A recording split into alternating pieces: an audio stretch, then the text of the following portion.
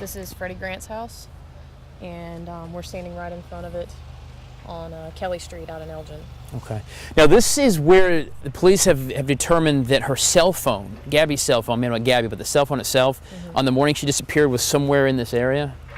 Yeah, they pinged her cell phone one time not too long after Elvia's mother left the house. It was, in the between 4 and 4:30 in the morning, and then it pinged again. The last time that her phone pinged was at a little after 7 o'clock, and they also put that within a few hundred yards of the house. Okay. Now when you say ping, what does that mean? It's basically, when your phone updates and sends signals back and forth and communicates with towers. They're able to pick up when your phone does that, when it updates and that sort of thing. And so, there was at one point where it, obviously they have it pinging at her house, they have it communicating with a tower and triangulating at her house. And then, not long after Elvia's mother left, they have it doing the same thing off of a tower that places it within a few hundred yards of here. And then again, at a little after 7 in the morning.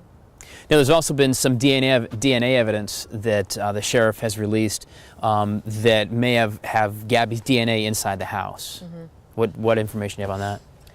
They found duct tape that had her DNA on it. Okay. So there's that, and I think there was some other evidence of DNA that was found there, but I think the duct tape was that would put Gabbiee there. Do you know if there's any history of Gabbiee actually being in the house prior to her disappearance?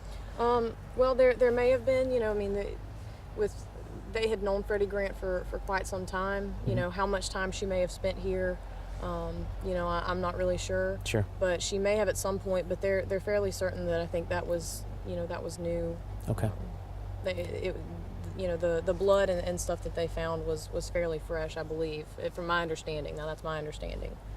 Now I understand that investigators had searched a junkyard that's actually nearby his house here on Kelly Street. Yes. What were they looking there? What was the significance of the junkyard? Well, I think just with it being close by and with them, with them pinging the cell phone and the cell phone being within a few hundred yards, the junkyard is within a few hundred yards here. Can we? Now there's a path that's here from Freddie's house that leads us to the junkyard, yes. And that's the junkyard that was searched over here. Yes. Would it be reasonable to think this path may have been utilized? I think it's reasonable to think. It's something. Can we take a walk down it and see what's here? So with the course investigation, so walk me through kind of what happened. And we know from Elvia when we talked to her when she left the house. We know that she arrived home at I think 7:30 the next morning. It was around 7:15 in the morning when she came back home. And that's when she discovered that Gabbiee wasn't there. Right.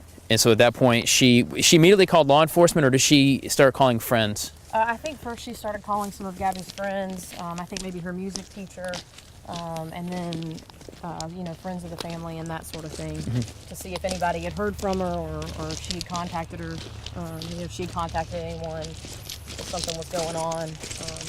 The kind of the first place you would think to start, with friends and family and that Sure. sort of thing, that maybe she had contacted them or that something had happened and she had gone to them first. So after she discovers that, then she calls family and friends. I guess she would say, hey, did Gabbiee come by? Did Gabbiee need something? Did you come get her? Right. Okay. And at which point then did she engage law enforcement? I think it was fairly soon after that she called and reported that she was missing. To, I think, sort of explain the timeline and that Gabbiee wasn't there, that when she left she was in bed, and that now she wasn't there. And I think it was not too awful long after that before law enforcement arrived and began looking into it. Okay, so we're only about, well, I guess you can see Freddie's house right through the woods here, so we're not that far. It looks like a pretty well-beaten path. It looks somebody has come across from, I would say, from Kelly Street over to where the junkyard is several times. Right. A pretty well-beaten path across the railroad here. Okay. Now, do you know if law enforcement actually searhed this path? Did they? From what I understand, pretty much the entire town of Elgin has been searched with a fine-tooth comb. And I mean, there's a lot of woods and a lot of a lot of places to be searched. But I think this area was sort of the first thing that got combed pretty well. And I think they've had a lot of law enforcement and a lot of volunteers and just a lot of people trying to help that have been out through this area. So what key piece of evidence do we know now? Just to recap, so we know the phone was pinged. We know that there was some DNA of some sort that was found on some duct tape in Freddie's house. We know that Freddie was cutting grass the Friday before she disappeared, essentially hours before she disappeared. Right. We know that Mom checked on her at 3:30 that Saturday morning, the 18th of August, and she got home after 7 and she was gone. There any other key evidence that we can think of, maybe to refresh people's memories?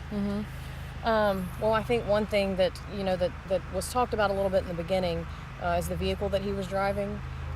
We know that it was a 1992 blue Ford Escort, and that's something we know that he was driving. I don't believe that a picture of the specific car has been released. Okay.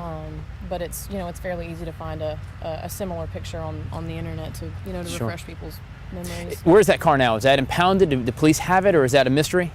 It's impounded, or last I had heard it was still impounded. Okay. Any evidence that you know of was able to come out of that?